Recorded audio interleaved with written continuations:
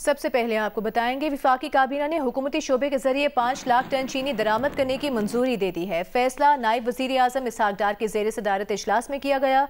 वजारत ग़ज़ाई तहफ़्फ़ुज़ के मुताबिक चीनी दरामद करने का फैसला चीनी की कीमतों में तवाज़ुन के लिए किया गया है। हुकूमत ने चीनी बरामद करने का फैसला उस वक्त किया था जब चीनी वाफिर मिकदार में दस्तयाब थी।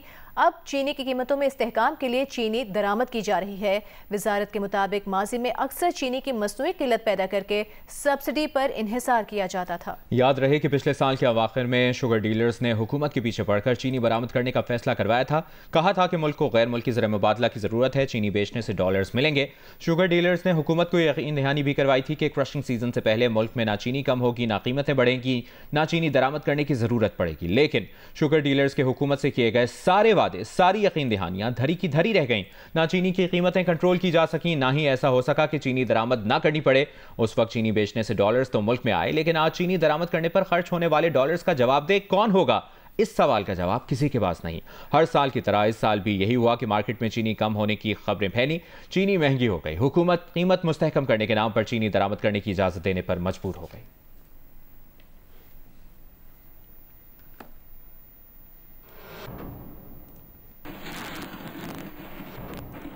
इस वक्त chief justice Balochistan high court रोजी खान की तकरीब हलफ बर्दारी का आगाज हो चुका है। गवर्नर बलूचिस्तान उनसे उनके ओहदे का हलफ लेंगे। पाकिस्तान इस्लामी जमहूरिया पाकिस्तान के दस्तूर और कानून के मुताबिक अंजाम दूंगा।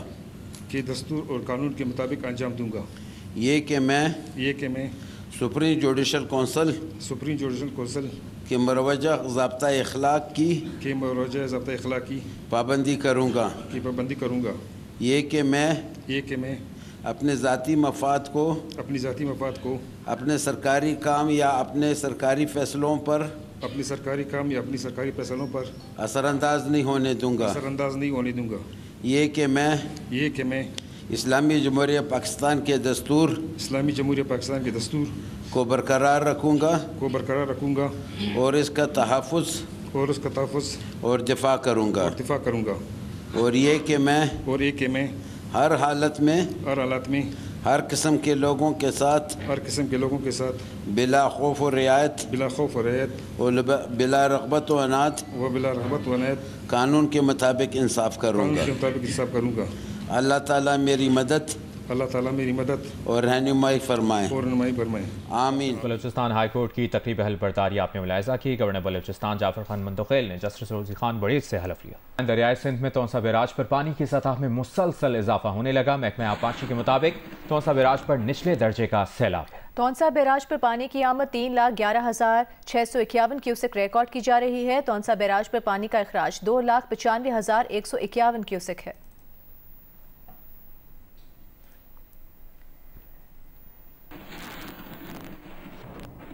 खैबर पख्तूनख्वा में दरियाए सिंध पर दासू हाइड्रो पावर प्रोजेक्ट तकमील के आखिरी मराहिल में है। 2027 में इससे 4,320 मेगावाट बिजली की फराहमी का आगाज हो जाएगा। दासू हाइड्रो पावर प्रोजेक्ट में दरिया का रुख मोड़ना इंजीनियरिंग की महारत का मुंह बोलता सबूत है। इस पर देखिए जवाद मलिक की ये खुसूसी रिपोर्ट। खैबर पख्तूनख्वा के इलाके कोहस्तान में दासू हाइड्रो पावर प्रोजेक्ट तकमील के आखिरी मराहिल में दरियाए सिंध का रुख मोड़ने के बाद पहाड़ के अंदर बिजली घर की तमीर का काम जारी है। जनरल मैनेजर दासू डैम अमीर शफीकुर रहमान कहते हैं कि प्रोजेक्ट से 2027 में बिजली की पैदावार शुरू हो जाएगी। ये मुल्क कौम के लिए सस्ती बिजली का बड़ा जरिया होगा। ये जो पानी है ये इसको डाइवर्ट करके हम नीचे ले जा रहे हैं ताकि हमारा मेन डैम का जो एरिया है वो खुश्क रहे और वहाँ पर हमारी मेन डैम की एक्सकीवेशन और उसके साथ फिर उसके बाद उसकी कंक्रीटिंग का काम हो सके। और इसका पहला यूनिट दिसंबर 2027 में शुरू हो जाएगा और हम नेशनल ग्रिड के कनेक्ट हो जाएंगे। उसके बाद हर 2 महीने के बाद हमारा अगला यूनिट आएगा। तो टोटल 6 यूनिट हैं। मुंतज़मीन का कहना है कि दासू हाइड्रो पावर प्रोजेक्ट की तमीर के दौरान मेन शाहरा पर जदीद पुल तमीर किए जा रहे हैं जिससे सफर आसान और महफूज हो जाएगा। इस प्रोजेक्ट पर 1,737 अरब रुपए लागत आएगी जो 7 साल के अरसे में पूरी हो जाएगी। 1737 अरब रुपए की टोटल लागत है जिसमें के सारे खर्चे चाहे कंसल्टेंसी है, कंट्रैक्टर है, बाकी जितने लोकल डेवलपमेंट प्रोग्राम है सारे के सारे उसके अंदर मौजूद है। तो इसमें हमारे पास जो एनुअल जनरेशन सालाना जो हमारे बिजली के यूनिट पैदा होंगे वो पहले स्टेज 1 में तकरीबन 12.5 बिलियन और स्टेज 2 को मिलाकर हमारे पास 21.5 बिलियन यूनिट सालाना यहाँ पर पैदा की जाएगी। संगलाख चिटाने काटकर और दरिया सिंध की तूफानी लहरों का रुख मोड़कर दासू हाइड्रो पावर प्रोजेक्ट तमीर करना यकीनन एक मुश्किल तरीन काम है। इस पर वाबडा का कौमी किरदार लायक तहसीन है।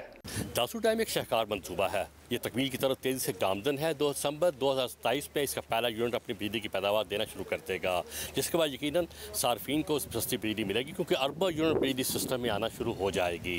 जवाद मलिक, जियो न्यूज़, दासू डैम। और अभी आपको बताएं, बैनुल-अक़वामी फौजदारी अदालत ने खवातीन के खिलाफ जबरी इक़दामात पर अफगान तालिबान रहनुमाओं के वारंट गिरफ्तारी जारी कर दिए हैं। गैर मुल्की खबर एजेंसी के मुताबिक सुप्रीम लीडर हैबतुल्ला अखुनज़ादा और चीफ जस्टिस अब्दुल हकीम हक्कानी के वारंट जारी किए गए हैं। ICC के जज ने वारंट जारी करते हुए लिखा है कि ऐसे माकूल शवाहिद मौजूद हैं जिनसे पता चलता है कि तालिबान रहनुमाओं ने खवातीन के खिलाफ सिनफी बुनियादों पर इंसानियत के खिलाफ जराइम का इर्तिकाब किया है।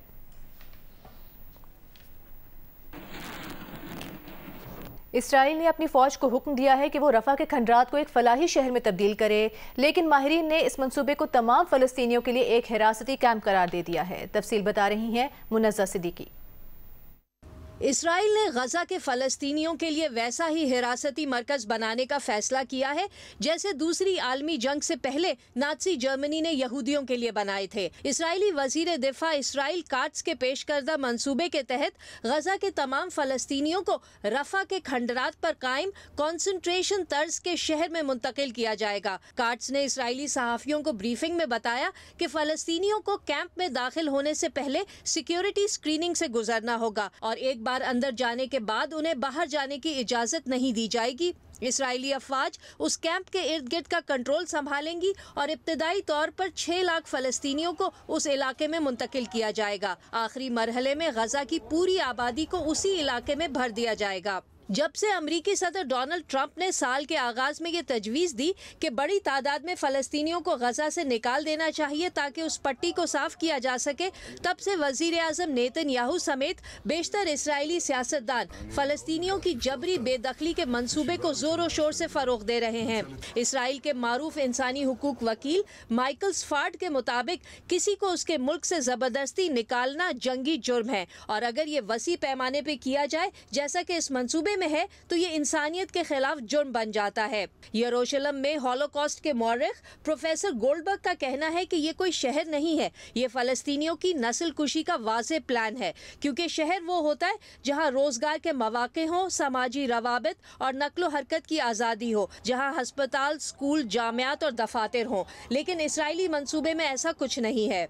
प्रोफेसर गोल्डबर्ग ने मजीद कहा कि इसराइली मंसूबे ने फौरी तौर पर यह सवाल खड़ा कर दिया है कि उन फ़लस्तीनियों के साथ क्या होगा जो इस नए कंपाउंड में मुंतकिल होने से इनकार कर देंगे।